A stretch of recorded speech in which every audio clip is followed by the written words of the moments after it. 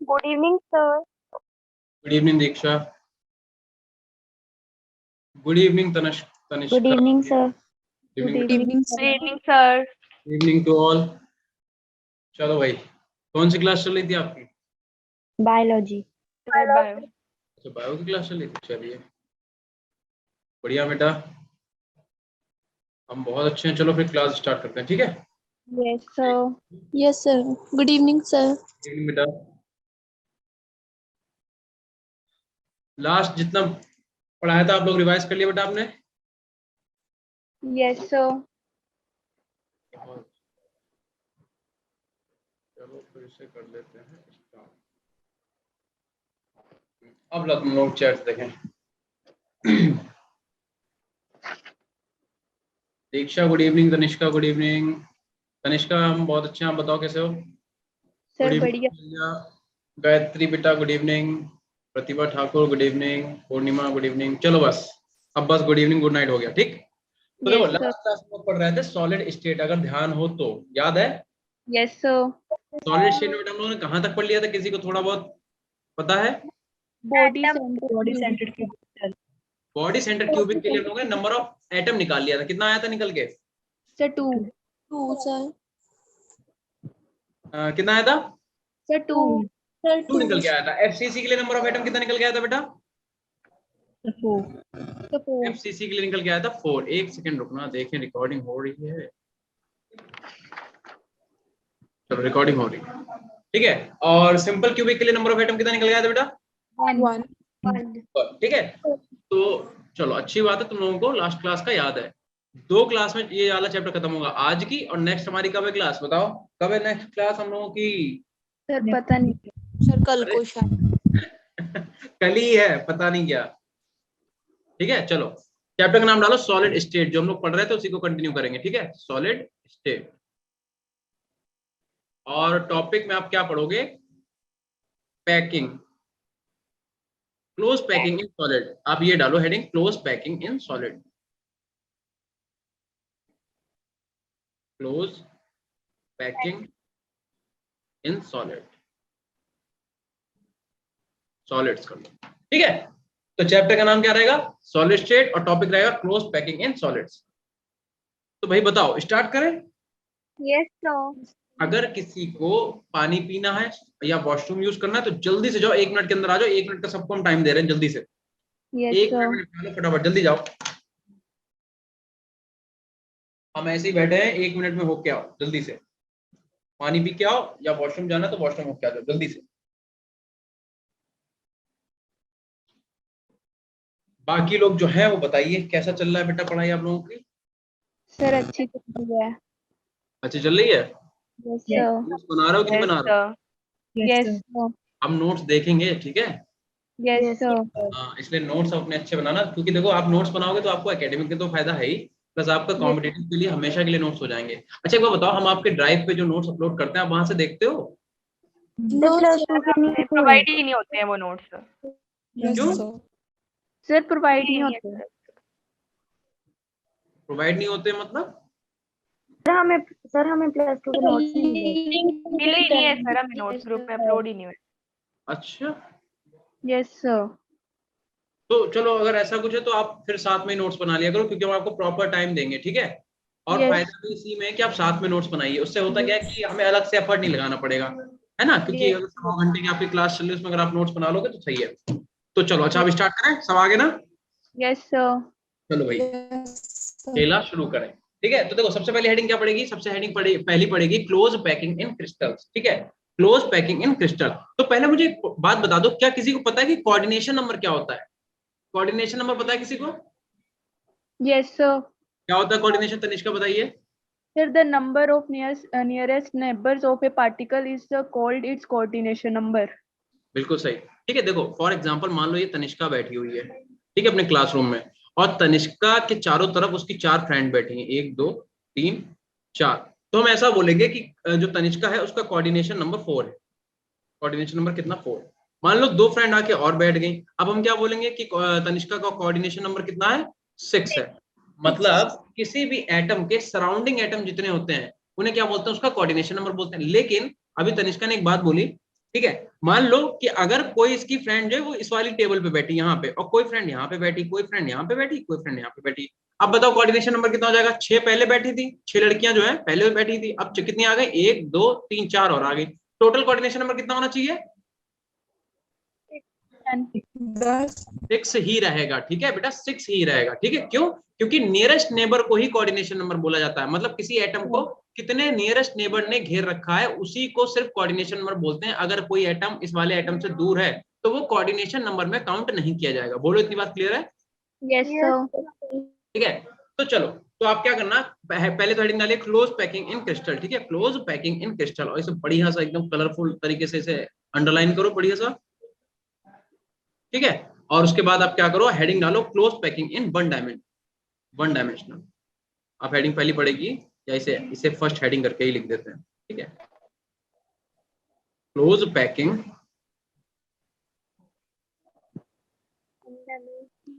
इन 1D। अच्छा बताओ, आप लोगों को डायमेंशंस बेटा पता है कि नहीं पता है? 1D 2D 3D ये सब पता है? Yes. ठीक है, अगर किसी को नहीं पता तो देख लो। मान लो एक कोई दीवार है ऐसे, ठीक है, ये दीवार है, और मान लो इस दीवार पे एक चींटी ऊपर चढ़ रही है। तो चींटी अगर सिर्फ स्ट्रेट लाइन में आगे या पीछे जा पाए, चींटी अगर सिर्फ स्ट्रेट लाइन में आगे या पीछे जा पाए तो उस मोशन को बोला जाता है 1D। चींटी जो है आगे पीछे जाने के साथ साथ लेफ्ट राइट भी अगर जा पाए तो उसे बोला जाता है 2D। और चींटी अगर आपकी स्क्रीन के बाहर आ जाए, ऐसा बाहर आ जाए, आपकी स्क्रीन के बाहर आ जाए, उसे बोलते हैं 3 डायमेंशनल मोशन। ठीक है, ये पता है ना सबको? Yes, sir. अच्छा बेटा, फोर्थ डायमेंशन क्या होती है पता है किसी को? क्या पता है किसी को फोर्थ डायमेंशन क्या होती है? Time is the fourth dimension, याद रखना। ठीक है, जो टाइम होता है उसी को हम लोग फोर्थ डायमेंशन बोलते हैं। खैर, तो हमें अब इससे कोई लेना देना है नहीं, है ना। हम लोग तो 1D 2D और 3D तक की बात करेंगे। तो देखो, क्लोज पैकिंग की अगर हम बात करें तो क्लोज पैकिंग में आपका कोई भी आइटम उठा लो। मान लो हम ये वाला आइटम उठाते हैं, ठीक है, मान लीजिए हमने ये वाला आइटम उठाया, तो इसका आपको कोऑर्डिनेशन नंबर बताना है कि इसका कोऑर्डिनेशन नंबर कितना है। बता दो भाई, कोऑर्डिनेशन नंबर कितना है इसका? कोऑर्डिनेशन नंबर 2 होगा बेटा। देखो, क्योंकि इस वाले एटम को एक तो इस एटम ने घेर रखा है और ये वाले एटम ने एक ने घेर रखा है। ठीक है, देखो, अब आप कहोगे घेरा तो सर इसने भी है इसने भी है, बट इनसे हमें मतलब नहीं है क्योंकि नियरेस्ट नेबर नहीं है। हमें सिर्फ इस वाले एटम के जो नियरेस्ट नेबर है उन्हें चेक करना है। ठीक है, तो अगर देखा जाए तो इस एटम को सिर्फ 2 ही नियरेस्ट नेबर है, एक और एक ये। ठीक है, तो 2 ही ऐसे लोग हैं जिन्होंने से नियरेस्ट हैं, जो उसके सबसे पास है। ठीक है, तो इस टाइप के जो आपकी पैकिंग होती है उसमें जो आपका जो कोऑर्डिनेशन नंबर होता है, यहाँ पे लिख देते हैं, चलो यहाँ पे लिख देते हैं। कोऑर्डिनेशन नंबर जो होता है वो कितना होता है? 2 होता है। ठीक है, अगर हम बात करेंगे क्लोज पैकिंग की, किसमें?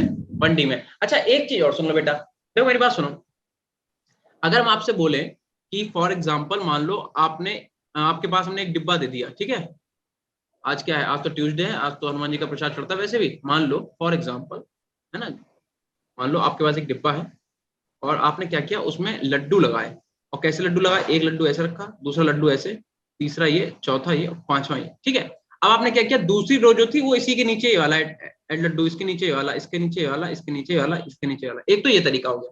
दूसरा तरीका देखो, दूसरा हम क्या कह रहे हैं, मान लो आपने लड्डू एक ऐसे रखा, दूसरा ऐसे रखा, तीसरा ये रखा, चौथा ये, और आपने जब दूसरी रो स्टार्ट की तो यहां से स्टार्ट की। एक लड्डू को यहाँ रखा, एक लड्डू को यहाँ पे रखा, एक लड्डू को मान लो यहाँ पे रखा। अब ये आपका ए है और ये आपका बी है। तो अब बताओ पैकिंग बेटा कहाँ पे अच्छी है, ए में या बी में?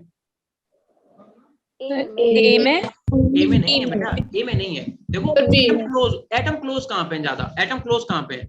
सर बी में। देखो इनके बीच में, देखो गैप कितना ज्यादा दिख रहा है, दिख रहा है गैप कितना है, कितना ज्यादा गैप है, ये देखो गैप कितना है। बट देखो इनके बीच में गैप है, बिल्कुल भी गैप नहीं, बहुत ही माइन्यूट सा गैप है। तो इनकी पैकिंग अच्छी है। ठीक है, तो अगर इस टाइप का अरेंजमेंट होगा, सुनो मेरी बात, अगर इस टाइप का अरेंजमेंट होगा तो इसे ए टाइप का अरेंजमेंट बोला जाएगा। ठीक है, क्योंकि दोनों लेयर सेम है।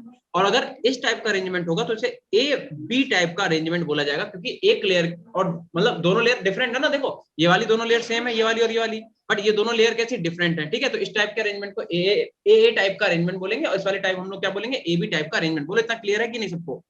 Yes sir. ठीक है, तो इसीलिए बोला जाता है कि आपका जो 1D जो पैकिंग होती है उसमें जो अरेंजमेंट होता है मॉलिक्यूल्स का, वो ए टाइप अरेंजमेंट होता है। ठीक है, तो हम यहाँ पे लिख सकते हैं ए टाइप का अरेंजमेंट होता है। ठीक है, ए टाइप अरेंजमेंट। ठीक है, इतना हो गया? जल्दी से नोट करो। उसके बाद हेडिंग डाला close packing in 2D। Second heading पड़ेगी क्लोज पैकिंग इन 2D। ठीक है, क्लोज पैकिंग इन 2D हो गया ना? ठीक है, अब देखो 2D का मतलब पता ही है आपको, 2D का मतलब जहां पे लेंथ और ब्रेथ दो चीजें आ जाती है ना, ठीक है। अब मेरी बात सुनो, 2D बेटा दो टाइप का होगा। 2D क्या होगा? दो टाइप का। एक तो स्क्वायर क्लोज पैकिंग, एक कैसा होगा? Square square close pack. Close packing, जो कि आप स्ट्रक्चर ए देख रहे हो, ठीक है, स्क्वायर क्लोज पैकिंग। और बेटा आपको ये डायग्राम जैसे यहाँ पे मैंने बनाए हैं ना, वैसे ही बनाने हैं। हम चाहते हैं डायग्राम बना भी सकते थे हाथ से, लेकिन हम बनाते तो एक तो टाइम भी लगता, दूसरी बात हमसे इतने अच्छे नहीं बनते, तो इसलिए हमने सोचा कि आपको पिक्चराइजेशन के थ्रू दिखाते हैं, ठीक है। तो आप ऐसे ही बिल्कुल जैसे हमने बनाया वैसे ही बनाना। एक तो हो गया स्क्वायर क्लोज पैकिंग, ठीक है, इसे लिख लो स्क्वायर, ठीक से, स्क्वायर क्लोज पैकिंग। और इसे क्या बोलेंगे, कोई बता सकता है? इसे बोलते हैं hexagonal close packing, hexagonal close packing, hexagonal close packing, ठीक है। अब जिससे पूछेंगे वो बताएगा सर।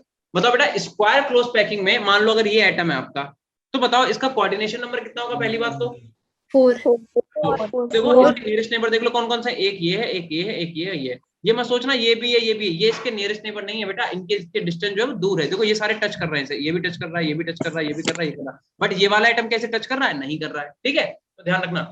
तो जो आपका कोऑर्डिनेशन नंबर इस वाले केस में निकल के आएगा, कितना आएगा? Coordination number is equal to 4, ठीक है। और बताओ बेटा इसमें अरेंजमेंट कैसा होगा मॉलिक्यूल का, बता सकता है कोई? A type. बिल्कुल सही, A ए टाइप का अरेंजमेंट होगा इसमें। 3 बार ए ही लिखना, 4 बार नहीं, ठीक है। ए टाइप का अरेंजमेंट होगा, ए टाइप का। अब आ जाओ हेक्सागोनल क्लोज पैकिंग में। हेक्सागोनल बेटा कोऑर्डिनेशन नंबर दिख गया सबको? कोऑर्डिनेशन नंबर इस वाले आइटम का कोऑर्डिनेशन नंबर बता दो देख के। 6 यहाँ पे कोऑर्डिनेशन नंबर कितना हो जाएगा? यहाँ पे कोऑर्डिनेशन नंबर हो जाएगा 6,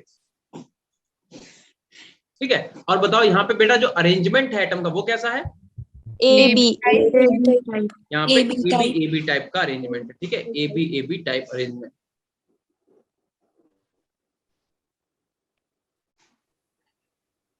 ए बी टाइप का अरेंजमेंट है, ठीक है। बहुत अच्छे से बेटा डायग्राम बना लो और इतना नोट कर लो जल्दी से।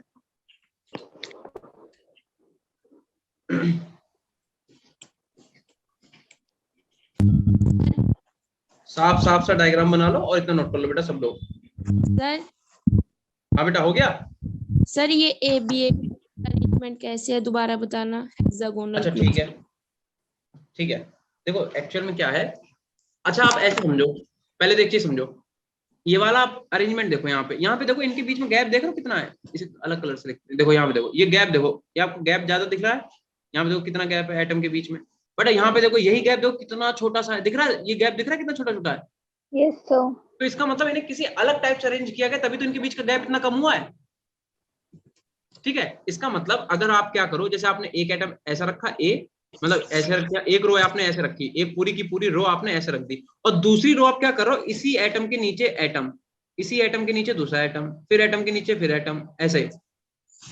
तो देखो ऐसे समझ सकते हो आप कि जहां से आपका पहला वाला एटम स्टार्ट हुआ है, मान लो अगर यहाँ पे t इक्वल टू 0 लिख दें, तो जहां से आपका पहला एटम स्टार्ट हुआ है वहीं से आपका दूसरी लाइन का भी पहला एटम, जहां से ए स्टार्ट हुआ है यहीं से ये वाला भी चालू हुआ है। तो इस टाइप के अरेंजमेंट को हम ए अरेंजमेंट बोल रहे हैं, क्योंकि देखो एक के नीचे एक रखा हुआ है, लेकिन यहाँ पे भी एक के नीचे एक रखा हुआ है, लेकिन उस केस में हो क्या रहा है, देखो ये वाला एटम फिर ये एटम कम बना के दिखाएंगे तो क्या, तब आपको ज्यादा समझ में आएगा, ठीक है। ये अब देखो इसके बिल्कुल नीचे, मतलब इसके बिल्कुल नीचे तो यहाँ पे आना चाहिए, यहाँ नहीं रखेंगे एटम, एटम कहाँ रखेंगे? यहाँ पे, इसमें फंसा देंगे एटम, देखो ये जगह दिख रही है, इसमें एटम फंसा देंगे। तो अगर आपको इस टाइप का अरेंजमेंट दिखेगा तो इसे ए टाइप बोलेंगे, मतलब एटम के नीचे बिल्कुल एटम है, बट यहाँ पे क्या एटम के बिल्कुल नीचे एटम है? नहीं है, उससे थोड़ा शिफ्ट कर दिया हमने साइड में, ठीक है। इस टाइप के अरेंजमेंट को बोलते हैं ए बी टाइप की अरेंजमेंट, ठीक है। तो अगर आपसे पूछे कि बताओ पैकिंग जो होती है वो ए में अच्छी होती है या ए बी में अच्छी होती है? AB. पैकिंग जो है ज्यादा अच्छी होती है, ठीक है। अब बताओ बेटा, अब हो गया आपका क्लियर? Yes, yes sir. चलो ठीक है, इतना नोट कर लो जल्दी फटाफट, sir, done. सबका हो गया ना? चलो अब आ जाओ नेक्स्ट पेज पे, ठीक है। डायग्राम बनाया कि नहीं बनाया बेटा आप लोगों ने? Yes, sir sir. बना लो। डायग्राम जरूर बनाने, ठीक है, और अच्छा बनाना, ठीक। चलो आ जाओ नेक्स्ट स्लाइड पे आ जाओ। अब आप हेडिंग डालो क्लोज पैकिंग इन क्रिस्टल, वो क्लोज पैकिंग 3D, यहाँ पे हेडिंग डालो close packing in 3D। 2D हमने देख लिया ना, अब हेडिंग डालो क्लोज पैकिंग इन 3D। अभी तक हमने 1D में देखा, 2D में देखा, अब हम देखेंगे 3D, और 3D के कुछ केसेस हैं, ठीक है, उन केसेस को एक एक करके पढ़ें। तो हेडिंग डालो क्लोज पैकिंग इन 3D, और 3D के अंदर पहली हेडिंग जो पड़ेगी वो पड़ेगी simple close packing. First heading क्या रहेगी? Simple close packing. Simple close packing.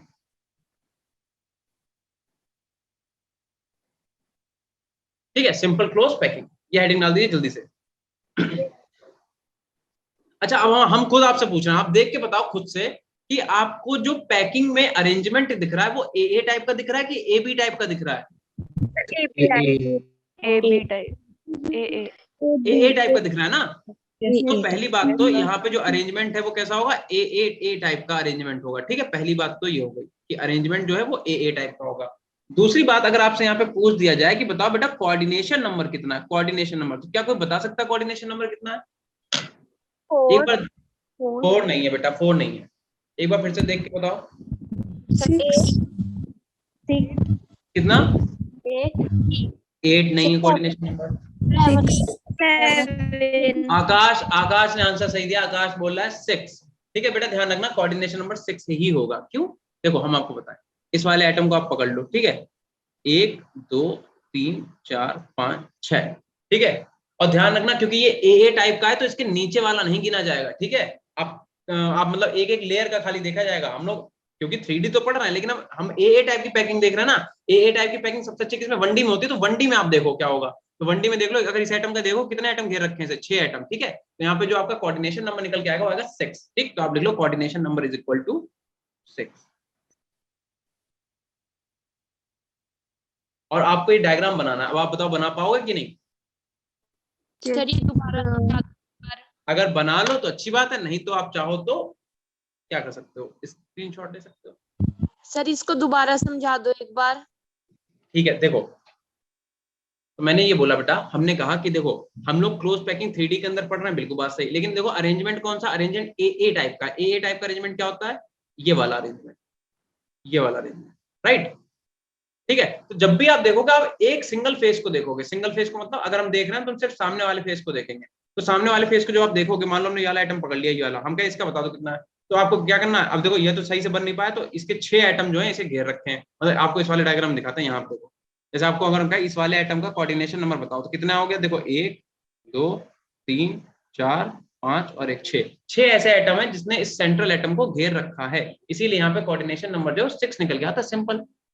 ठीक है, इस देखो हम आपको एक बार बताएं, ये जो आप क्लोज पैकिंग पढ़ रहे हो इसमें आपसे क्या पूछा जाएगा? इसमें आपको मान लो कोई स्ट्रक्चर देती, इसमें आपसे कहेगा बताओ अरेंजमेंट कैसा है, ए टाइप है या ए बी टाइप का, तो वो आपको आना चाहिए। दूसरी बात, इसमें आपसे कहेगा बताओ कोऑर्डिनेशन नंबर कितना है, तो सिर्फ कोऑर्डिनेशन नंबर और अरेंजमेंट, मॉलिक्यूल का, क्रिस्टल का जो अरेंजमेंट है, वही 2 चीजें पूछी जाती है। ठीक है, डायग्राम बना लो जल्दी से, नोट कर लो। हो गया? यस डायग्राम बना लिया? यस अरे बहुत बढ़िया, चलो आ जाओ नेक्स्ट पेज पे। अब आप हेडिंग डालो। देखो यहाँ पे हेडिंग चल रही थी क्लोज पैकिंग 3D, तो यहाँ पे हेडिंग वही चलेगी, कौन सी? Close packing in 3D। यहाँ पे हेडिंग कौन सी चलेगी? Close packing in 3D। यहाँ भी हम लोग क्लोज पैकिंग 3D ही पढ़ेंगे, लेकिन यहाँ पे हेडिंग नंबर 2 आ जाएगी। देखो फर्स्ट हेडिंग क्या थी? सॉरी, फर्स्ट हेडिंग क्या थी? Simple cubic close packing, simple close packing. इसमें अब हेडिंग पड़ेगी हेक्सागोनल क्लोज पैकिंग। हेडिंग आप डालो हेक्सागोनल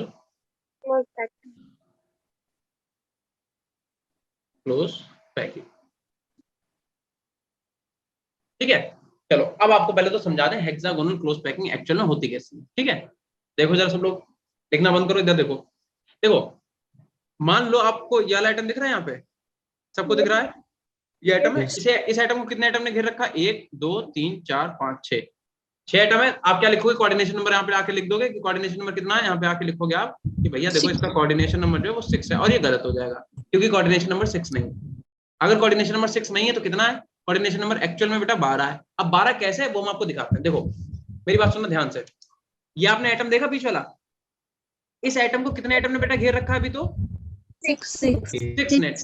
अब इसके नीचे 3 आइटम आपको दिख रहे हैं, ये 3 आइटम दिख रहे हैं।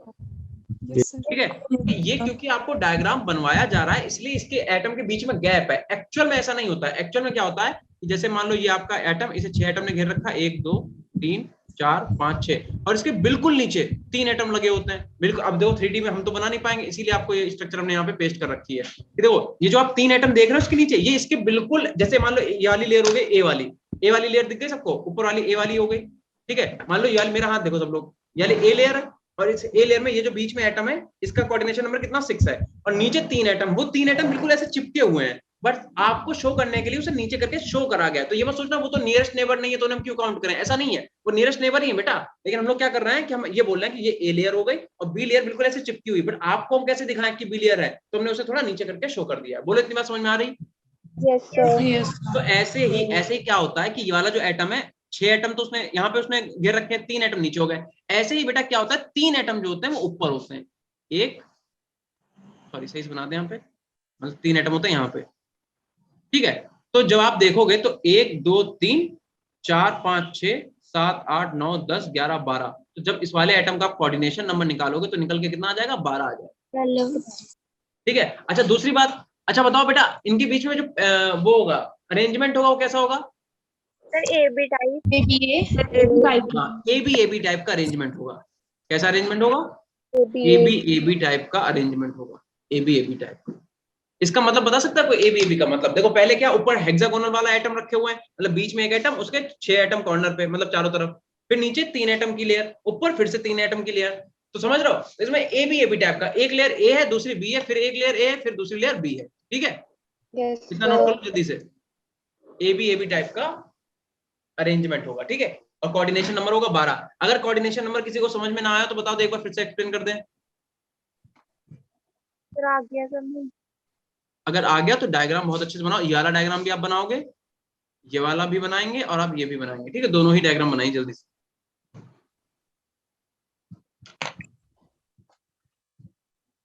साफ साफ, बढ़िया बढ़िया।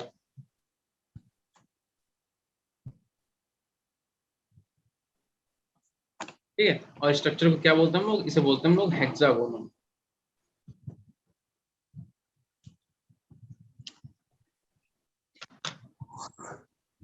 स्केल लेके बैठो, ठीक है, स्केल से बनाना। हाथ से अगर बना सकते हो तो बहुत अच्छी बात है, ठीक है, बट अगर नहीं बन रही है तो आप स्केल से बना लो। कैसे बनाओगे वाली, देखो बहुत सिंपल है, एक हेक्सागन ऐसे ऊपर बना लो, एक बेंजीन रिंग ऐसे ऊपर बना लो, ठीक है, एक बेंजीन रिंग ऐसे नीचे बना लो, ठीक है। बस इन्हें मिला दो, इसे इससे मिला दो, इसे इससे मिला दो, आगे वाले को क्या करो, यहाँ मिला दो, इस आगे वाले को यहाँ, ये पीछे वाला इससे, ये पीछे वाला इससे, हेक्सागोनल आपको बन जाएगा। फिर क्या करो, इसे इससे मिला दिया, ठीक, इसे इससे मिला दिया, इसे इससे मिला दिया, ऐसे नीचे ये वाली क्या हो जाएगी, इससे मिलेगी, ये वाली ऐसे और ये वाली ऐसे। तो आपको 3 डायमेंशन में हेक्सागोनल बनता हुआ दिखाई देगा, ठीक है। Yes, sir. बनाई ली होगी सबने, बना ली ना? Yes, No. sir. नहीं Yes, बना? sir. ठीक है, बना लो, जिसका नहीं बना बना लो।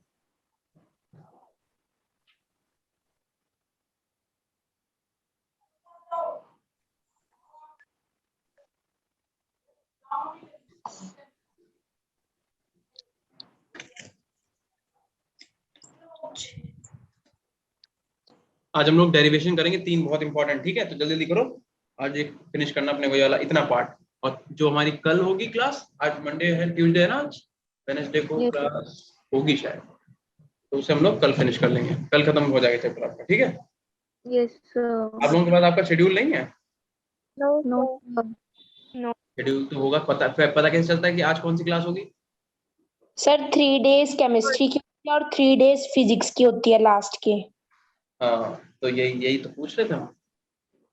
आपके पास आपका शेड्यूल तो होगा ही नहीं, तो आपको कैसे पता चलता है? जब सीधे टीचर आके सामने आ जाता पता चलता, अरे आज ये वाले सर पढ़ाएंगे, ऐसा थोड़ी ना होता होगा।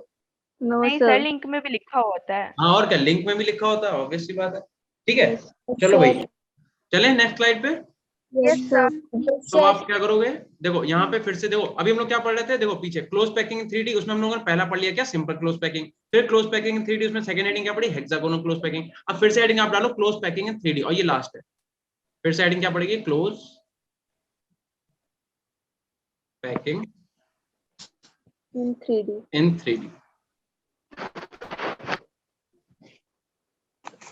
ठीक है। और इसके अंदर आपकी थर्ड हेडिंग पड़ जाएगी cubic close packing, Close packing. Cubic Close packing. Close packing. ये क्या बन गया, इसे हम लोग बेटा शॉर्ट फॉर्म बोलते हैं CCP। और एक चीज ध्यान रखना, इसी को हम लोग बोलते हैं face centred cube packing, face Centered cubic. Centred cubic, FCC. ठीक है, इसी को हम लोग बोलते हैं एफसीसी, ठीक है, Yes. एफसीसी, ठीक है। अच्छा कंफ्यूज मत होना कि क्यूबिक क्लोज पैकिंग और सिंपल क्यूबिक अलग है और क्यूबिक क्लोज पैकिंग अलग है, ठीक है। Yes, sir. अब मेरी बात सुनो, अभी आपने हेक्सागोनल पढ़ा, Yes, sir. ऐसे कुछ दिख रहा था आपको कि बीच में भैया एक एटम था, उसे 6 एटम ने घेर रखा था, 3 एटम नीचे थे, 3 एटम ऊपर थे, ऐसे तुमने आपको बना के दिखाया था, बोलो हाँ या ना।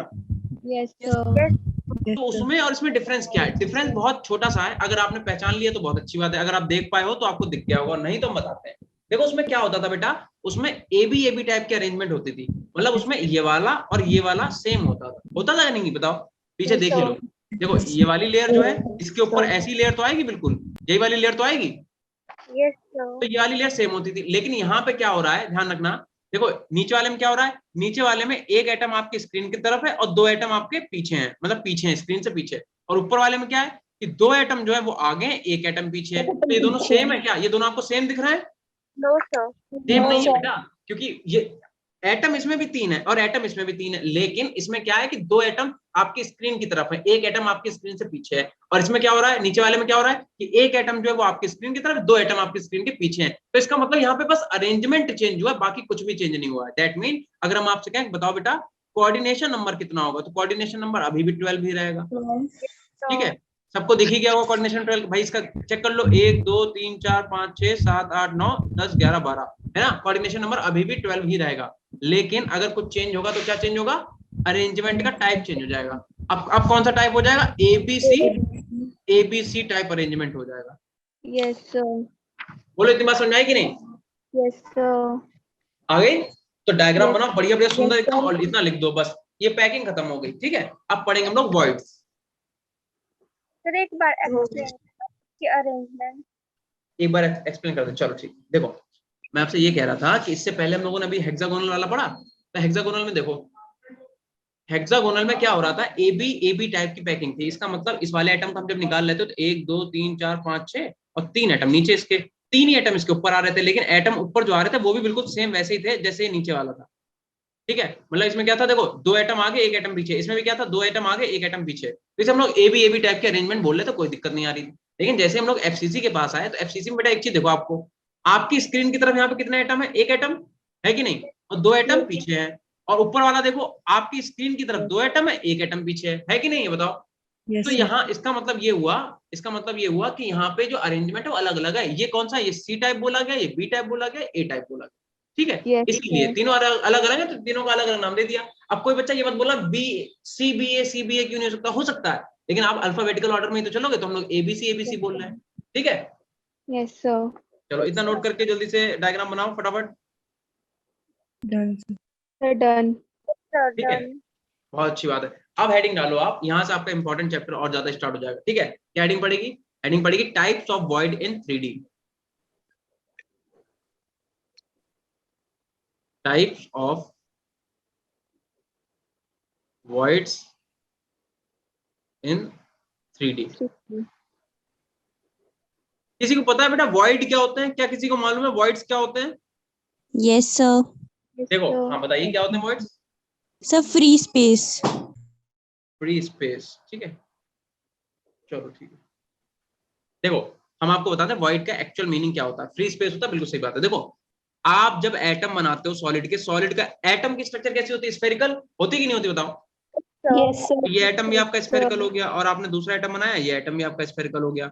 अब जब आप तीसरा एटम ऐसे बनाओगे, तीसरा एटम, ठीक है, तो देखो इन तीनों एटम के बीच में आपको ये गैप दिख रहा है कि नहीं दिख रहा है, Yes, दिख रहा है कि sir. नहीं दिख रहा Yes, गैप। sir. Yes, इसी sir. गैप को बेटा बोलते हैं, इसी गैप को बोलते हैं वॉइड, इसी गैप को बोला जाता है वॉइड, या फिर इसी गैप को बोला जाता है इंटरस्टिशियल स्पेस। क्या बोलते हैं, Interstitial space.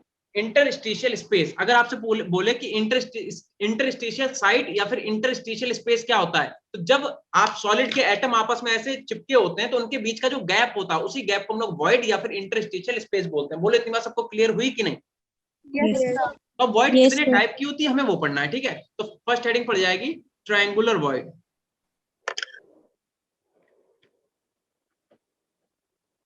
ट्रायंगुलर वॉइड, या वॉइड्स कर लो ज्यादा बेटर। ट्रायंगुलर वॉइड्स का मतलब क्या हुआ, जो हमने अभी आपको डायग्राम बना के दिखाया, दैट मीन अगर आप क्या करो, एक आप एटम ऐसे ले लो, ठीक है, दूसरा एटम आप ऐसे ले लो, ठीक है, और तीसरा एटम आप क्या करो, ऐसे ले लो, ठीक है, आप सही से बना लो, छोटे बड़े एटम बन गए मेरे, और आप क्या करो, इनके न्यूक्लियस को आपस में मिला दो, इसके न्यूक्लियस को इससे और इसके न्यूक्लियस को इससे, ठीक है, तो आपको एक ट्रायंगल बनता दिखाई देगा। तो एक्चुअल में ये जो वॉइड अंदर आपको दिख रही जगह दिख रही है, ये ट्रायंगल की जैसी ही वॉइड बनेगी, इसलिए हम लोग क्या बोलते हैं, ट्रायंगुलर वॉइड बोलते हैं, ठीक है, ट्रायंगुलर वॉइड बोला जाता है इसे। अच्छा एक बात बताओ बेटा, अगर इस वॉइड के अंदर कोई छोटा सा एटम फंस जाए, मान लो यहाँ पे कोई एक छोटा सा एटम फंस गया, तो उसका कोऑर्डिनेशन नंबर कितना होगा, 3 होगा। बात समझ में आया क्या कह रहे हैं? Yes, sir. वॉइड क्या है समझ में आ गया, कि एटम के बीच में, सॉलिड के एटम के बीच में जो गैप होता है, उस गैप को हम लोग वॉइड बोलते हैं, या फिर उसी गैप को हम लोग इंटरस्टिशियल स्पेस बोलते हैं, ठीक है। अब मैं आपसे बोला हूं, अगर कोऑर्डिनेशन नंबर निकालना तो निकाल लोगे, अगर इस वॉइड में आके कोई भी मेटल या फिर कोई भी एटम या फिर कोई आयन आके फंस जाए, निकाल लोगे ना, Yes, sir. ठीक है, तो ये हो गया ट्रायंगुलर वॉइड। अब सेकंड हेडिंग क्या पड़ेगी, टेट्राहेड्रल वॉइड। टेट्रा मतलब क्या होता है बेटा, टेट्रा मतलब 4. टेट्रा मतलब 4, ठीक है, तो हेडिंग पड़ेगी टेट्राहेड्रल वॉइड। अच्छा मुझे एक बात बताओ, आप लोगों ने कभी ना कभी तो क्रिकेट खेला ही होगा, Yes, sir. खेला है, तो आपको क्रिकेट की बॉल याद है, Yes, sir. कैसी होती है, स्फेरिकल होती है कि नहीं होती है, Yes, sir. प्लास्टिक वाली नहीं, प्लास्टिक वाली से भी काम चल जाएगा, लेकिन हम स्फेरिकल वाली बात करते हैं, जो कॉस्को की रबर वाली जो बॉल होती थी ना, उछलती बहुत थी जो। Yes, sir. अब आप जमीन पे, मान लो हम क्या कह रहे हैं, आप जमीन पे 3 बॉल रख दो ऐसे चिपका के एकदम, एक बॉल, दूसरी बॉल और तीसरी बॉल आप जमीन पे ऐसे चिपका के रख दो। कौन सी बॉल, क्रिकेट वाली जो कॉस्को वाली बॉल होती है, उन्हें जमीन पे तीनों को चिपका के रख दो। इमेजिन करो दिमाग में, रख दिया, Yes, sir. जमीन में रख दिया। अब हम क्या कह रहे हैं, उन तीनों बॉल के बीच में जो गैप दिख रहा है, उन बॉल के ऊपर उस गैप में एक बॉल और ला के रख दो। रख दी सबने? Yes, sir. सब लोग इमेजिन करो दिमाग में कि क्या हो रहा है, जमीन पे 3 बॉल हमने रखी और उन 3 बॉल के बीच में जो गैप है उसके ऊपर लाके एक बॉल और रख दी। सबने रखी कि नहीं रखी? Yes, sir. अब उन चारों बॉल के बीच में जो गैप होगा, उस गैप को बोलते हैं टेट्राहेड्रल वॉइड। उन चारों बॉल के बीच में जो गैप होगा उन्हें क्या बोलेंगे, टेट्राहेड्रल वॉइड। और अगर उसके बीच में कोई एटम आके फंस गया तो उसका कोऑर्डिनेशन नंबर कितना होगा बेटा? 4 होगा, ठीक है, ध्यान रखना। ठीक, तो आप एक काम कर लो, क्या कर सकते हो आप यहाँ पे लिख ही लो कि यहाँ पे जो कोऑर्डिनेशन नंबर रहेगा वो कितना रहेगा, 3, ठीक है, नहीं उसमें ट्रायंगल वाले में। अब इसका डायग्राम बना लोगे डायग्राम इसका, क्या करें, देखो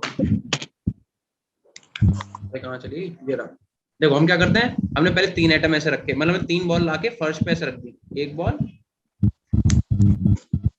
ये अपने पास दूसरी बॉल हो गई, और ये हो गई अपने पास तीसरी बॉल।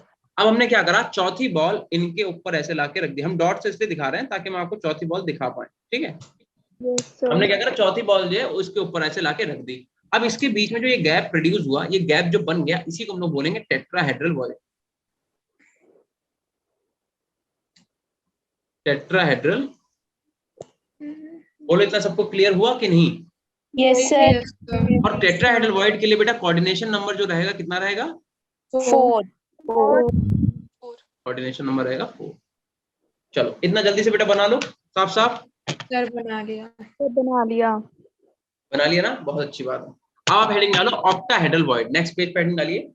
चलो अब यहाँ पे हेडिंग पड़ेगी ऑक्टाहेड्रल वॉइड, ठीक है। कौन सी हेडिंग थी, 3rd थी ना, हाँ ठीक है, 3rd हेडिंग डालो ऑक्टाहेड्रल वॉइड।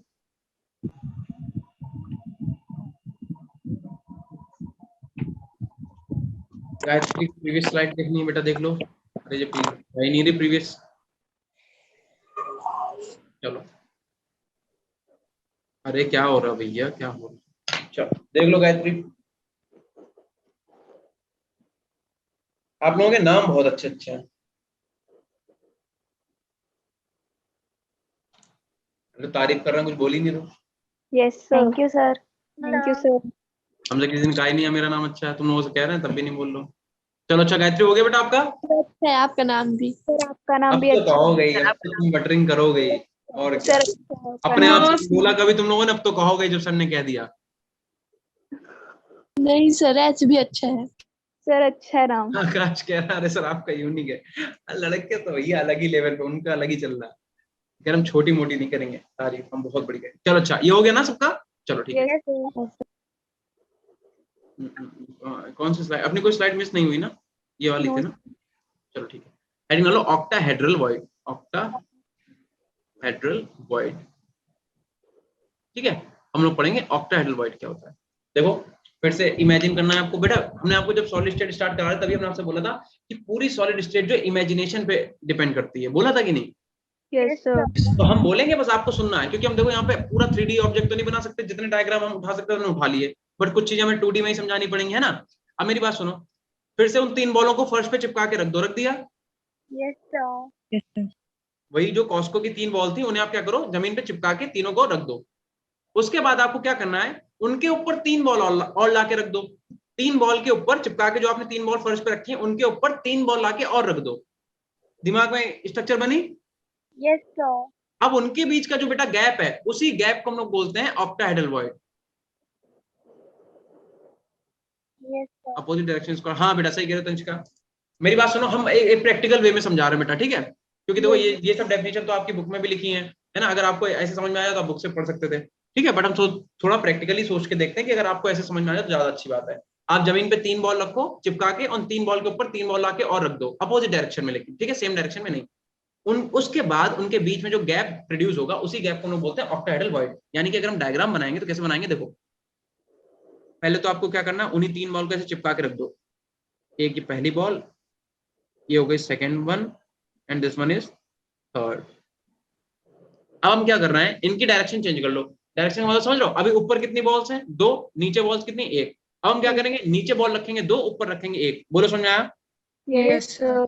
मतलब एक बॉल ऐसे हम ऊपर रखेंगे और 2 बॉल्स क्या करेंगे हम, सेम साइज की, ठीक है, ऐसे नीचे रख देंगे। तो इस केस में बेटा अपोजिट डायरेक्शन में बॉल रखी है, ठीक है? इस केस में इनके बीच में जो ये गैप आपको दिखेगा, ये अलग कलर से कर लें क्या, इस कलर से? इनके बीच में आपको जो गैप दिखेगा, इसी को हम लोग बोलते हैं ऑक्टाहेड्रल वॉइड। ऑक्टाहेड्रल वॉइड, ठीक है? इतना नोट कर लो, बहुत बढ़िया बनाना, सही साफ साफ। Yes sir. हो गया क्या? यस हो गया, चलो ठीक है। तो इसमें एक पॉइंट आप लिखना है, लिखो इफ, हाँ कोऑर्डिनेशन नंबर किसने पूछा? आकाश कह रहा है कोऑर्डिनेशन नंबर कितना हो जाएगा, बिल्कुल सही। कोऑर्डिनेशन नंबर लिख लो यहाँ पे, आप खुद ही बता दो। 3 बॉल नीचे 3 बॉल ऊपर रखी हुई, उनके बीच में अगर कोई गैप है, उसमें कोई आइटम आके फंसता है, तो उसका कोऑर्डिनेशन नंबर हो जाएगा कितना? 6, ठीक है? ठीक। अब आप यहाँ पे जो पेपर में आने वाली बात है वो लिख लो। देखो इफ अलग कलर से लिखते हैं, गंदा कलर, इससे लिखो if n is the number of atom, n is the number of atom in HCP and CCP। SCP का मतलब क्या होता है? Standard tablet. हाँ देखो, if n is the number of atom in SCP या फिर CCP या फिर HCP, देन देखो, देन उस केस में क्या होगा, जो आपकी नंबर ऑफ ऑक्टाहेड्रल वॉइड जो होंगी, number of octahedral voids generated is equal to n, ठीक है? Number of octahedral void generated is equal to हो जाएंगी n, और number of tetrahedral void, tetrahedral सही से लिखना, ठीक है? अगर थोड़ी हम गलती कर भी दें तो आप लोग सुधार लेना। Tetrahedral voids generated is equal to हो जाएगा 2n। बस आपको ये फॉर्मूला याद रखना, इससे आपके सारे क्वेश्चन वॉइड वाले हो जाएंगे, ठीक है? इसका मतलब अगर हम आपसे बोलें कि अगर कोई आपका CCP या फिर SCP टाइप का लैटिस है, और उसके अंदर मान लो आपकी जो ऑक्टाहेड्रल वॉइड है वो है मान लो 4, ठीक है? 4 है, ये 4 है, ठीक है? तो टेट्राहेड्रल कितनी हो जाएंगी बेटा? 8 हो जाएंगी। बस इतना ही आपको याद रखना, इससे हम लोगों के वॉइड वाले जितने भी क्वेश्चन है वो हो जाएंगे, ठीक है? Yes, बहुत sir. साफ साफ बढ़िया बढ़िया, इतना नोट कर लो जल्दी सब लोग। Yes sir. हो गया ना?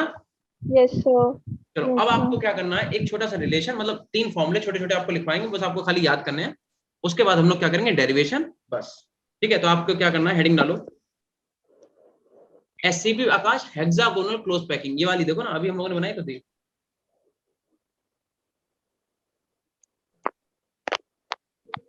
IS कहाँ लिखा बेटा, IHSCP, आइकोसाहेड्रल। बेटा वो तो तुम्हारे सिलेबस में नहीं, क्यों पढ़ इतना, अभी तुम नेट वाली बातें कर रहे हो हैं, जो सिलेबस में बेटा वाली बात करो ना। आइकोसाहेड्रल तो अलग चीज होगी। देखो हम क्या बता रहे थे, क्या पूछा था लड़के ने, तो क्वेश्चन ही भूल गया। क्या कह रहा था, SCP क्या है, SCP ये वाली स्ट्रक्चर है आकाश, SCP हेक्सागोनल क्लोज पैकिंग, ठीक है ये वाली।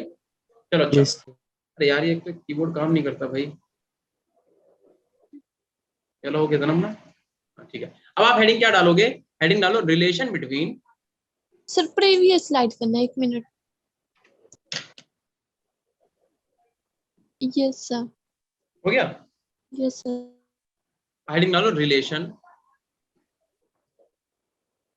रिलेशन बिटवीन आपको क्या किसमें देखना, A में, R में एंड D में, ठीक है। A R एंड D में आपको रिलेशन देखना है।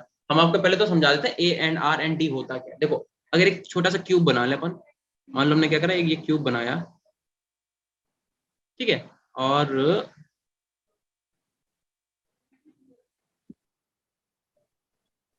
ठीक है, मान लो हम क्या कहते हैं आपसे, इस क्यूब की साइड जो है वो A है, तो अगर इसका साइड A है तो बेटा इसका वॉल्यूम कितना हो जाएगा, एक क्यूब। इसका वॉल्यूम A क्यूब होगा कि नहीं होगा। Yes, अच्छा sir. दूसरी बात, अब आपको पता है कि ये क्यूब जैसे तो कुछ होता नहीं, एक्चुअल में तो इसके कॉर्नर पे एटम रखे होते कि नहीं होते, बताओ। Yes, sir. एक्चुअल में तो एक एटम इस कॉर्नर पे होगा, एक एटम इस कॉर्नर पे होगा, ऐसे ऐसे तो होंगे। और क्योंकि ये सॉलिड है तो इनके बीच में गैप भी बिल्कुल नहीं होगा। लेकिन हमने जब आपको पढ़ाया था तो हमने छोटे छोटे बना दिए थे, सो दैट हम आपको अच्छी सी क्लियर सी स्ट्रक्चर दिखा पाए। बट एक्चुअल में इतने छोटे छोटे एटम थोड़े ना होंगे भैया, ये तो सॉलिड है, सॉलिड है तो इनके बीच में गैप कहाँ होगा, ये एटम बिल्कुल ऐसे होंगे, ऐसे ऐसे रखे होंगे कि नहीं होंगे, बताओ। Yes, sir. तो यानी कि अगर इसका न्यूक्लियस यहाँ पे, इसका न्यूक्लियस अगर यहाँ पे है, तो हम आपको बताते हैं एक न्यूक्लियस से दूसरे न्यूक्लियस तक के डिस्टेंस को हम लोग डी बोलते हैं। एक न्यूक्लियस से दूसरे न्यूक्लियस तक के डिस्टेंस को हम लोग क्या बोलते हैं, डी। अच्छा एक बात बताओ, अगर ये इस वाले स्फीयर का ये रेडियस है, तो यहाँ से लेके यहाँ तक की डिस्टेंस को आर बोलेंगे, रेडियस होगी कि नहीं होगी। Yes, sir. न्यूक्लियस से लेके ये आपका जो कर्व है बाहर तक का, ऐसे यहाँ से लेके यहाँ तक की रेडियस को भी, मतलब यहाँ से लेके यहाँ तक को भी क्या बोलेंगे, आर बोलेंगे।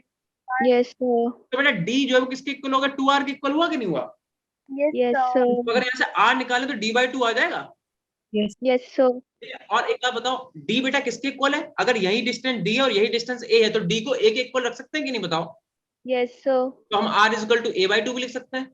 Yes, sir. बस यही समझाना था आपको, ठीक है। तो हम लोग क्या करेंगे, ये वैसे आपके में डेरिवेशन है नहीं, हमने करके दिखा दिया, बस हम आपको चाहते हो डायरेक्ट फॉर्मूला याद करवा देते हैं, लेकिन वही वाली बात है ना, थोड़ा सा आपको समझ में आ जाना चाहिए। बस अब आप क्या करो, 3 फॉर्मूले लिख लो जल्दी से, ठीक है। देखो अगर आपसे कोई पूछे a यहाँ पे क्या है, तो a लिख लेना बेटा, एज लेंथ है, a है एज लेंथ, ठीक है। और r क्या है, radius of sphere,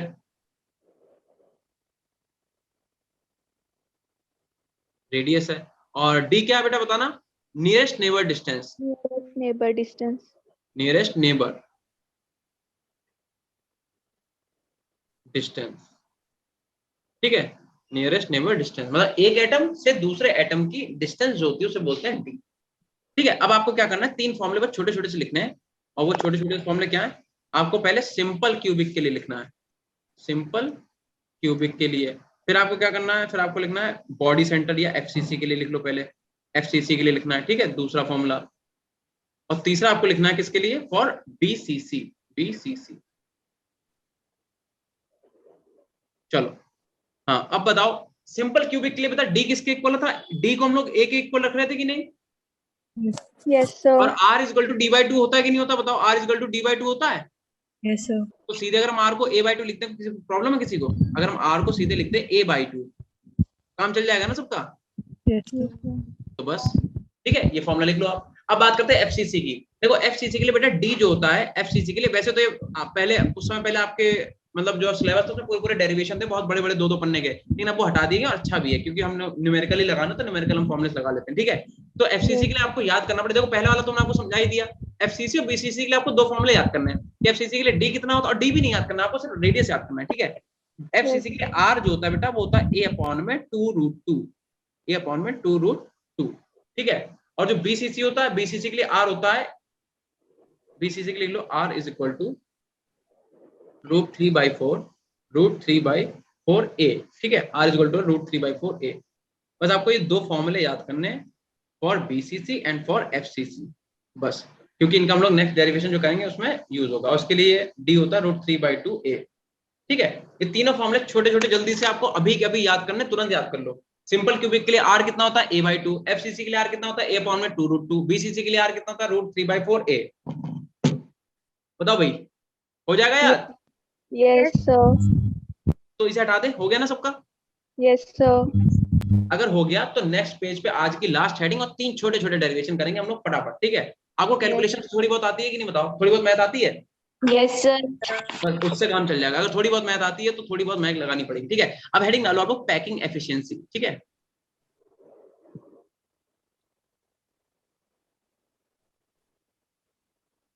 packing efficiency. ठीक है, पैकिंग एफिशिएंसी। किसी को पता है पैकिंग का मतलब क्या होता है? पैकिंग एफिशिएंसी का मतलब क्या होता है? The percentage of total space occupied by the particles. बिल्कुल सही, percentage of Total total space space occupied by the particles. या फिर filled by the particle,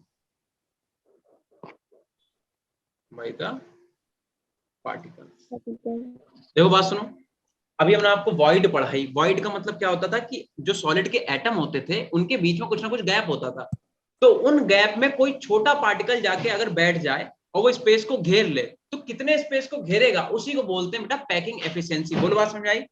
Yes, sir. तो इसके अंदर फर्स्ट हेडिंग आप डालो सिंपल क्यूबिक। ठीक है, फर्स्ट हेडिंग हम लोग क्या पढ़ेंगे? Packing efficiency for Simple cubic. Simple cubic के लिए पैकिंग एफिशिएंसी देखेंगे कितनी होती है। Packing efficiency for simple cubic.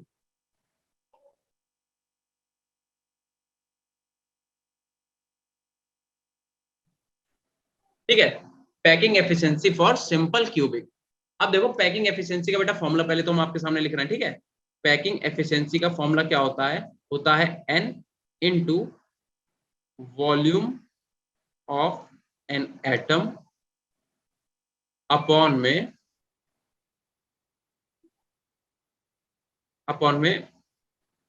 Volume of unit cell. Volume of an atom upon में वॉल्यूम ऑफ यूनिट सेल। कोई पहचान पाया बेटा कि n क्या है? यहाँ पे किसी को याद आया n क्या है? Number of atom in unit cell. ध्यान है, स्टार्टिंग में हम लोगों ने n निकाला था बेटा, ध्यान है? Yes, sir. हम लोगों ने सिंपल क्यूबिक के लिए अलग निकाला था, बीसीसी के लिए अलग निकाला था, एफसीसी। अब उस n का यहाँ पे काम आएगा। ठीक है, तो चलो Yes. पहले तो मुझे बताओ बेटा, एटम कैसा दिखता है देखने में? एटम स्फेरिकल दिखता है कि नहीं? Yes, sir. तो अगर Yes, आप sir. एटम के वॉल्यूम की बात करें तो एटम का वॉल्यूम कैसा होगा? 4/3 पाई आर क्यूब होगा कि नहीं होगा? Yes, sir. क्योंकि स्फेयर का वॉल्यूम क्या होता है? 4/3 पाई आर क्यूब। तो एटम का वॉल्यूम में कितना होगा? 4/3 पाई आर क्यूब। अच्छा, दूसरी बात यूनिट सेल, ध्यान करो कि हम लोग एक क्यूब को यूनिट सेल बोल रहे थे। Yes, sir. Sir. अगर इस क्यूब की बेटा साइड ए है तो इसका वॉल्यूम कितना हो जाएगा? A cube. समझ में आ गया क्या कह रहे हैं हम? Yes, sir. चलो इसे हटा दें। ठीक है, Yes. अब बात करते हैं अगर हमें पैकिंग एफिशिएंसी निकालनी पड़ी किसके लिए? For simple cubic. तो पहली बात तो बेटा बताओ, जिससे पूछेंगे वो बोलेगा। ठीक है, फॉर सिंपल क्यूबिक। ठीक है, बताना जिसका नाम लेंगे। सिंपल क्यूबिक के लिए बताओ मुस्कान बेटा कि n की वैल्यू कितनी होती है सिंपल क्यूबिक के लिए? अगर आपको ध्यान हो तो बताओ n की वैल्यू कितनी होती है for simple cubic? Number of atom simple cubic के लिए कितने होते हैं? आकाश तुम बताओ। 1 होता है। सिंपल क्यूबिक के लिए जो नंबर ऑफ एटम की वैल्यू होती है वो कितनी होती है? 1। n इक्वल टू कितना होता है? 1। ठीक है, अच्छा दूसरी बात, अभी एक पीछे हमने फॉर्मूला लिखवाया r का। बताओ सिंपल क्यूबिक के लिए बेटा r कितना लिखवाया? पीछे पढ़ना पलटो, देखो r इक्वल टू a/2 ये लिखा हुआ है। ठीक है, तो r कितना होता है? a/2। ठीक है, गायत्री कह रही a/2। हाँ ठीक है, बस हमें क्या करना है, इनकी वैल्यूज उठा के इस वाले फॉर्मूले में पुट कर देनी है।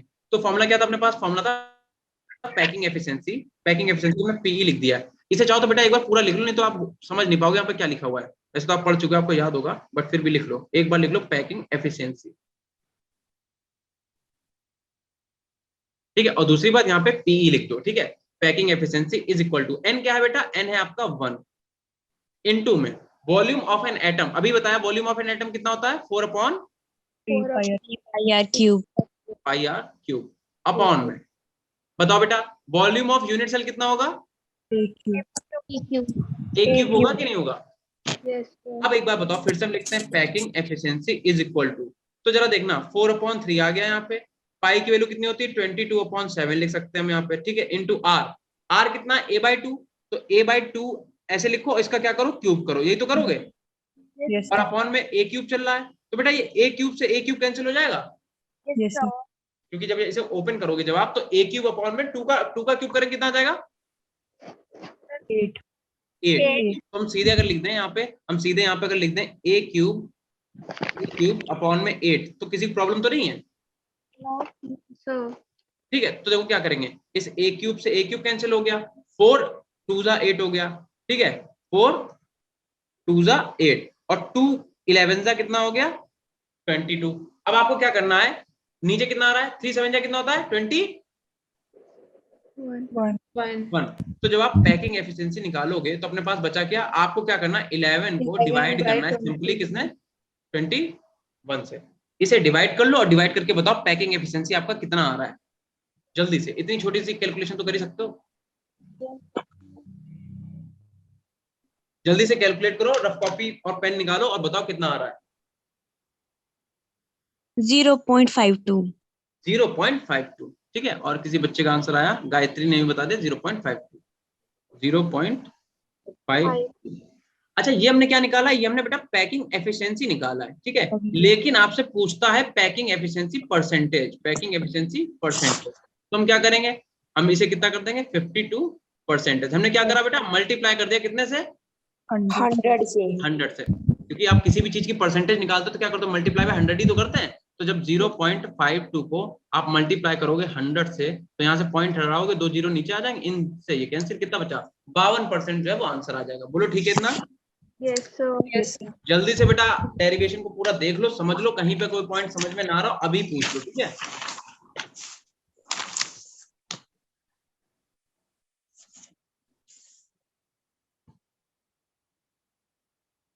जल्दी से नोट कर लो साफ साफ, और अगर कहीं पे कोई दिक्कत आ रही है तो अभी पूछो मुझसे। Sir, done. हो गया ना, Sir, done. ठीक है, समझ में आया ना, सिंपल था। Yes, sir. चलो चलो, अब सेकंड हेडिंग क्या पड़ेगी, सेकंड हेडिंग पड़ेगी अपने पास फॉर, सेकंड क्या था बीसीसी, नहीं बीसीसी में नंबर ऑफ, हाँ ठीक है, फॉर बीसीसी, सेकंड हेडिंग डालो फॉर बीसीसी, या फॉर और मत लिखो, सिर्फ बीसीसी लिखो, बीसीसी, ठीक है। बीसीसी के लिए हमें क्या निकालना है, हमें निकालना पैकिंग एफिशिएंसी,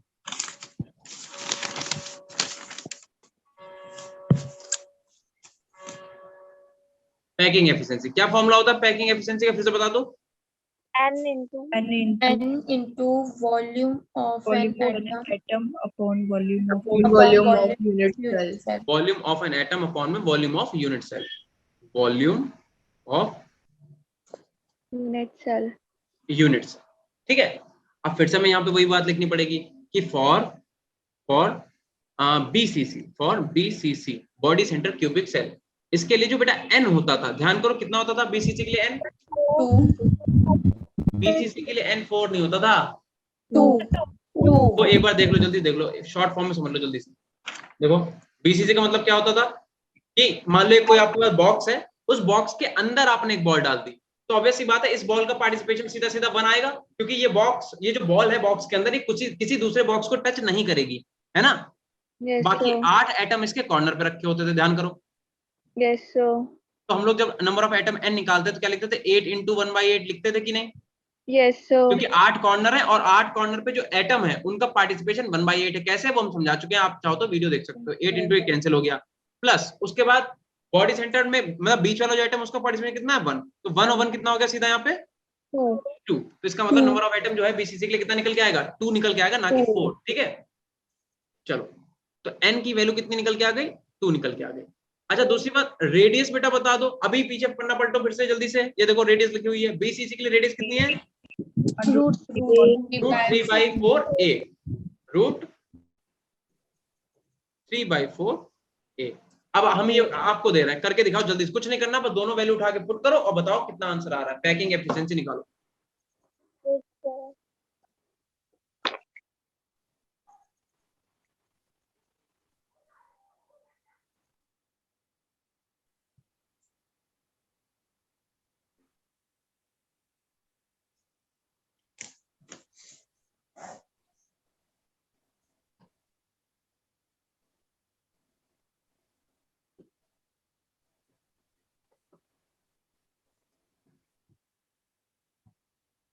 हुआ किसी का बेटा? एक बच्चे का आंसर आ भी गया। तनिष्का कह रही 68%। तनिष्का इतनी जल्दी आपने कर लिया? अगर आपकी स्पीड इतनी अच्छी तो बहुत अच्छी बात है। ठीक है, देखो क्या करेंगे, packing efficiency is equal to क्या लिखेंगे, n कितना है अपने पास, n है अपने पास 2 into volume of an atom कितना होता है 4/3 then pi R cube then pi then R cube. एक बार फॉर्मूला लिखा करो पूरा, ठीक है, अपॉन में a क्यूब। ठीक है, फिर हमें पता है 2 इंटू में 4/3 को ऐसे लिखा रहने, पाई की वैल्यू कितनी हो जाएगी 22/7 इंटू आर क्यूब। आर बेटा देखो कितना है √3/4 इंटू a, इसका क्या करना है अपने को, क्यूब करना है। ठीक है, क्यूब, और अपॉन में कितना चल रहा है, a क्यूब चल रहा है। इस a क्यूब से ये वाला a क्यूब जाएगा कि नहीं जाएगा? और Yes, sir. तनिष्का ने बिल्कुल सही बताया, जब आप इसे सॉल्व करोगे तो 0.68 आएगा। ठीक है, ये क्या निकल के आएगा, पैकिंग एफिशिएंसी निकल के आएगी। ठीक है, बट क्योंकि आपसे पैकिंग एफिशिएंसी का परसेंटेज भी पूछा जा सकता है, तो हम लोग क्या निकालेंगे, 68%। ठीक है, Yes, जल्दी से बेटा अगर इसे नोट कर लो तो एक डेरिवेशन और है, उसे करा दें फटाफट। नहीं जल्दबाजी में नहीं, आराम से साफ साफ नोट करो, कोई जल्दबाजी नहीं। ठीक है, और इसे ये कैलकुलेशन छोड़नी नहीं है, कैलकुलेशन करो पूरी। एक बार रफ पे करके देखो आपका आंसर आ भी रहा है कि नहीं। yes, sir.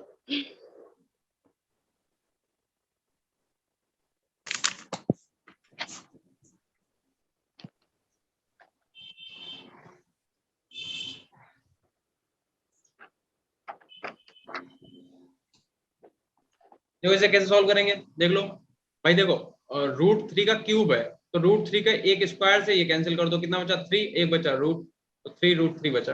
√3 की वैल्यू डाल देना 1.732, खत्म बात। Yes, sir. Sir, done. इतना ही आ रहा है बेटा आंसर आपका? Yes, sir. चलो ठीक है, कैलकुलेशन बहुत जरूरी है। ठीक है, इसलिए कैलकुलेट करना और बताना कितना आंसर आ रहा है। Yes, sir. हो गया सबका? Yes, sir. चलो ठीक, अब लास्ट डेरिवेटिव हेडिंग डालें लास्ट। Yes, sir. तो आज की लास्ट हेडिंग, अभी तो टाइम है यार, अभी तो और भी चीजें पढ़ा सकते हैं। आज की लास्ट हेडिंग आप डालो फिलहाल तो अभी के लिए FCC। FCC का मतलब Face center, cubic center. अब FCC के लिए नंबर ऑफ एटम्स सबको पता है कि नहीं पता है? Yes, sir. 4 होता है ना। एक बार नहीं तो अगर याद नहीं आ रहा तो एक बार रिवाइज कर लो जल्दी। देखो हम क्या करते हैं, एक क्यूब बनाया, ठीक है, क्यूब के अंदर बेटा फेसेस कितने होते हैं? 4। अरे फेसेस बेटा 6 होते हैं। देखो एक ये साइड वाला, ये इधर वाला, ये साइड वाला एक क्यूब, इस पे एक एटम रख दिया, एक उधर वाला साइड वाला क्यूब, उस पे एक एटम रख दिया, एक ऊपर देखो ऊपर वाले पे एक एटम रख दिया, एक नीचे वाले पे। अब बचा कौन, एक आपकी स्क्रीन वाला बचा और एक पीछे वाला बचा, समझे? तो 6 फेसेस होते हैं, 6 फेसेस में 6 एटम रख दिए। अब बात यह आती है कि जो फेस पे आपका एटम रखा होता है उसका पार्टिसिपेशन कितना होता है। तो देखो करके देखो, हमने क्या करा, हमने एक क्यूब यहाँ भी बना लेंगे साइड में। ठीक है, तो मुझे बताओ बेटा ये वाला आइटम सबको दिख रहा है? Yes, sir. अगर इस एटम, ये जो एटम है मतलब ये जो क्यूब है, इसके पीछे अगर ऐसे कोई क्यूब बना दें, ठीक है, या फिर इसके इधर कोई क्यूब बना ले, तो क्या ये वाला एटम इस वाले क्यूब को टच करेगा? No, sir. इस वाले को करेगा? No, sir. इसका मतलब फेस पे बेटा जो एटम आपका रखा है वो फेस पे जो बनेगा, सिंगल फेस पे दूसरा क्यूब उसी को टच करेगा। यानी कि ये वाला जो एटम आप देख रहे हो, ये वाला एटम, ये या तो इस वाले क्यूब को करेगा या इसे। यानी कि एक फेस पे रखा हुआ एटम सिर्फ 2 ही क्यूब को टच करेगा। दैट मींस फेस पे रखे हुए एटम का पार्टिसिपेशन कितना है? 1/2। 1/2। और भैया 8 एटम कॉर्नर पे भी तो होंगे, उन्हें भूल गए क्या? Yes, sir.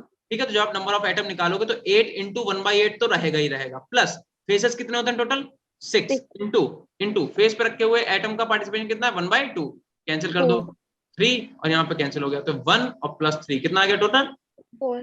ठीक है। तो FCC का जो नंबर n निकल के आता है वो कितना आता है 4 आता है। ठीक है, तो हम यहाँ पे क्या लिखेंगे, अरे अरे अरे अरे क्या देखो, तो फिर से वही पैकिंग एफिशिएंसी निकालनी है हमें, तो हम क्या लिखेंगे, यहाँ पे लिखेंगे पैकिंग।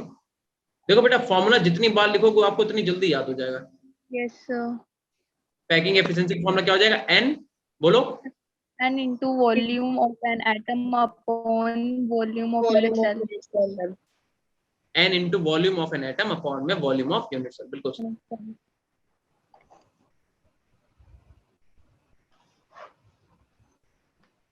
ठीक है, Yes, sir. चलो अब फिर से यहाँ पे हमें वो लिखना पड़ेगा, क्या लिखेंगे हम, लिखेंगे फॉर FCC जो आपका n होता है वो कितना होता है, अभी देखा हम लोगों ने 4। और बेटा r देख के बता दो जल्दी से कितना होता है, अभी लिखवाया है ये रहा। FCC के लिए r कितना होता है, a अपॉन में 2√2। ठीक है, तो r कितना होता है, a अपॉन में 2√2। ठीक है इतना। Yes, sir. चलो, तो FCC के लिए n पता चल गया, r पता चल गया।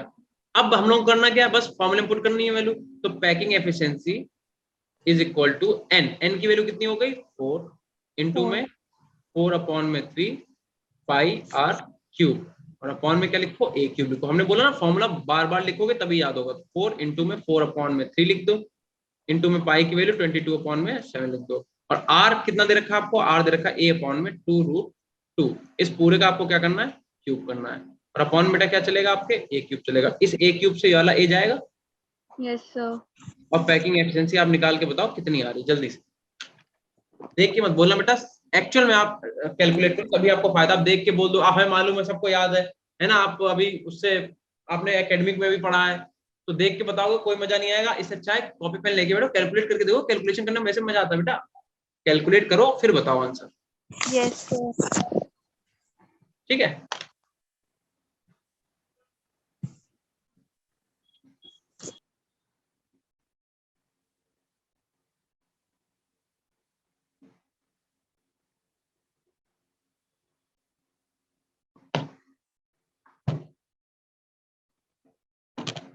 हो गया बेटा। Sir, 1 minute. Okay,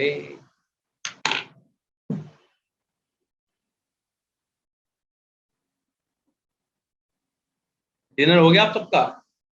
No, sir. No sir. अब तो बस जाके खाने ही खाओगे सीधे, क्यों भाई? थोड़ी पढ़ाई थोड़ा खाना, थोड़ी पढ़ाई थोड़ा खाना, ऐसे चलने दो। प्रतिभा ठाकुर का आंसर है 0.74, वेरी नाइस। ठीक है, तनिष्का का 74%, बिल्कुल सही। चलो ठीक है, तो हाँ बच्चों के आंसर आना चालू हो चुके हैं। और पैकिंग एफिशिएंसी निकालोगे तो आएगा 0.74, ये भी सही है। और जब आप निकालोगे पैकिंग एफिशिएंसी परसेंटेज तो वो निकल के आएगा 74%, ये भी सही है। ठीक है, Yes, इतना कर लो भाई सब लोग जल्दी से।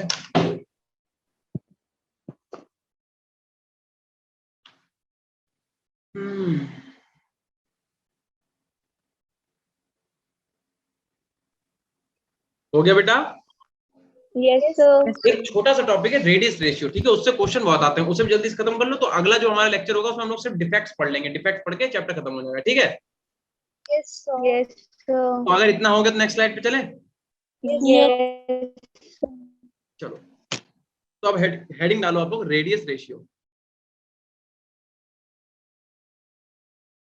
रेडियस रेशियो, बस आपको एक छोटी सी टेबल याद करनी है, सारे याद भी नहीं करना, बता देंगे कौन से याद करने हैं। कुछ कुछ चीजें देखो बेटा याद करनी ही पड़ती है, ठीक है, बाकी सब नहीं याद करना पड़ेगा। ठीक है, एक्चुअल में देखो पहले तो समझ लो रेडियस रेशियो होता क्या है। अगर हम लिखें रेडियस रेशियो, अगर हम लिखें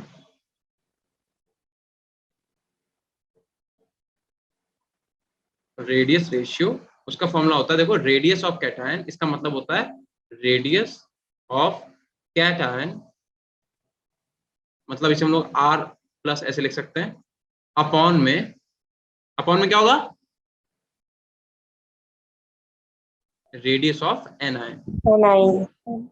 ठीक है, R नेगेटिव, और R इसे क्या बोलते हैं, इसे हम लोग R पॉजिटिव नेगेटिव बोलते हैं। ठीक है, तो बस इस रेडियस रेशियो से एक दो क्वेश्चन आते हैं और आते हैं। ठीक है, ये मत सोचना कि इसे छोड़ दें, छोड़ना नहीं है बेटा।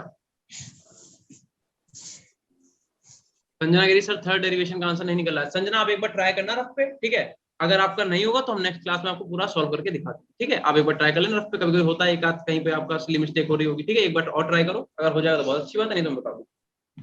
ठीक है, तो रेडियस रेशियो में आपको क्या करना है, बस इतना लिखना है, रेडियस रेशियो का फॉर्मूला क्या होता है, रेडियस ऑफ कैटायन अपॉन में रेडियस ऑफ एनायन। ठीक है, अब आपको एक छोटी सी टेबल बनानी है। क्या करना है आपको, इधर लिखो radius ratio, radius ratio, radio क्यों लिखना है? ठीक है, अरे भाई यहाँ पे लिखो कोऑर्डिनेशन नंबर। कोऑर्डिनेशन नंबर सीधे सीधे लिख दे। यहाँ पे Yes, आपको लिखना है, यहाँ पे आपको लिखना है स्ट्रक्चर और यहाँ पे आपको लिखना है एग्जाम्पल। ठीक है, तो छोटी सी, बहुत छोटी सी टेबल है, वो आपको याद कर लेनी बस, और कुछ भी करना नहीं है इसमें।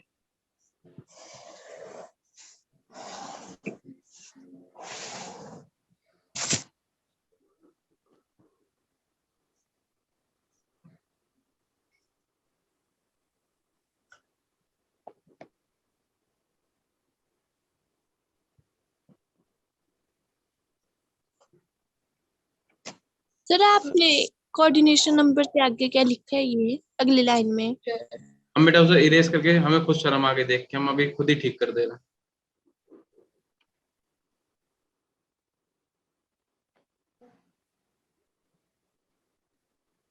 बेटा अब आपको क्लियर दिख रहा है? अब समझ में आया? Yes, sir. ठीक है,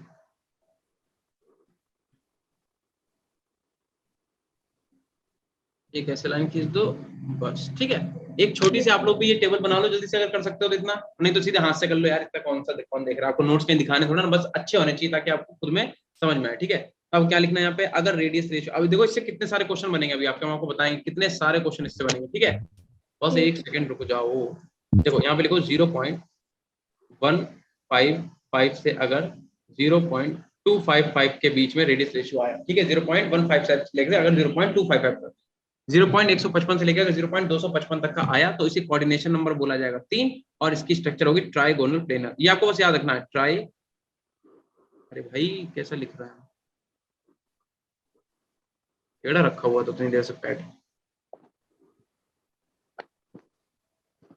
ट्राइगोनल प्लेनर।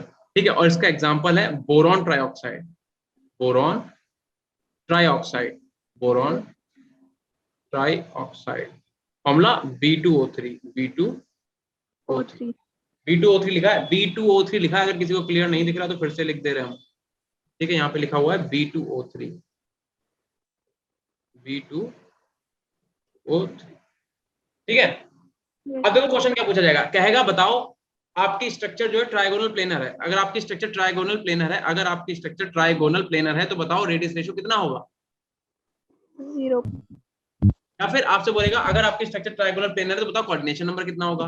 या कहेगा अगर मान लो, अगर या फिर ऐसा नहीं देगा, बताओ कहेगा कोऑर्डिनेशन नंबर 3 है, किसी भी मान लो सॉलिड का कोऑर्डिनेशन नंबर कितना है, मतलब एटम का कोऑर्डिनेशन नंबर 3 है, और एग्जांपल बोरॉन ट्राइऑक्साइड है, बताओ उसका रेडियस रेशियो कितना होगा? तो बहुत सारे बेटा क्वेश्चन बनेंगे इससे, इसलिए इस टेबल पे 100% लिख लेना, यहाँ से क्वेश्चन एक आना ही है। अगर इसे छोड़ के जाओगे तो अपना नुकसान करोगे। ठीक है, दूसरा लिखो 0.255 से 0.255 से लेके 0.414, 0.414, तो ये 10 बार ऊपर आ जाता है, हट जा भाई, 0.414। ध्यान रखना कोऑर्डिनेशन नंबर रहेगा 4, और स्ट्रक्चर कौन सी रहेगी? Tetrahedral, tetrahedral. ठीक है, और एग्जांपल इसका रहेगा ZnS। ठीक, अगला लिख लो 0.414 से लेके अगर स्ट्रक्चर आपका रहा 0.732, ठीक है, तो आपका कोऑर्डिनेशन नंबर रहेगा 6, और स्ट्रक्चर कौन सी होगी बेटा? Octahedral. ऑक्टाहेड्रल, और इसका एग्जांपल है rock salt, rock salt NaCl। एक बार इसमें आईटी में क्वेश्चन पता क्या पूछा गया था कि जो आपका NaCl की स्ट्रक्चर होती है उसमें जो Cl नेगेटिव होता है वो कितने Na से सराउंडेड होता है, समझे? तो अगर आपको एक टेबल आती होगी आप देख के तुरंत बता दोगे। ठीक, अगला लिख लो 0.732 से लेके 1 तक। ठीक है, तो आपका कोऑर्डिनेशन नंबर कितना रहेगा? 8, और स्ट्रक्चर कौन सी रहेगी? BCC। ठीक है, और इसका एग्जांपल है CSCl, CSCl। इसका नाम बता सकता है कोई? बताओ, सीजियम क्लोराइड, सीजियम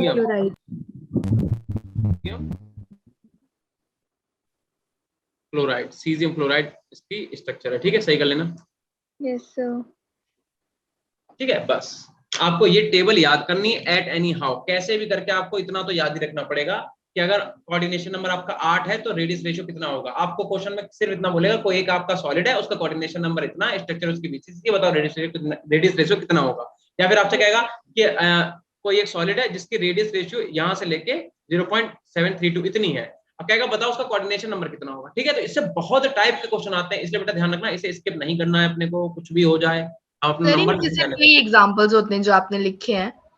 हाँ, मोस्टली यही एग्जांपल्स है। ठीक है, यस जो ऐसे एग्जांपल्स है जिनमें हमने स्टडी कर ली उन्हें हमने लिख लिया बस। ठीक है, तो बस अब क्लास यहीं पे रोकते हैं, जाओ सब लोग खाना पीना खाओ, मजे से सो जाओ और अच्छी हेल्दी पढ़ाई करो और हेल्दी रहो। ठीक है, थोड़ी बहुत एक्सरसाइज करा करो। सर करते हो नहीं करते हो? करते हैं सर। अगर एक्सरसाइज में बहुत ज्यादा ना भी कुछ कर पाओ तो सुबह सुबह इस समय टहलने जरूर जाया करो। ठीक है, अगर सुबह सुबह आप वॉक कर लोगे तब भी दीक्षा बाय बाय। ठीक है, तो आपकी बहुत अच्छी एक्सरसाइज हो जाएगी। ठीक है, सब लोग जाओ, मिलते हैं। ठीक है, कल या परसों थैंक जब क्लास हो। ठीक है, you bye. Sir. Thank you sir, bye sir, good night bye sir. बेटा, गुड नाइट बेटा। Thank you sir. Thank you बेटा, you welcome. Good night Akash, Pratibha good night बेटा, मन्नत बाय। चलो जाओ, अच्छा बाय, यही करते रहेंगे आज। Bye bye bye bye bye.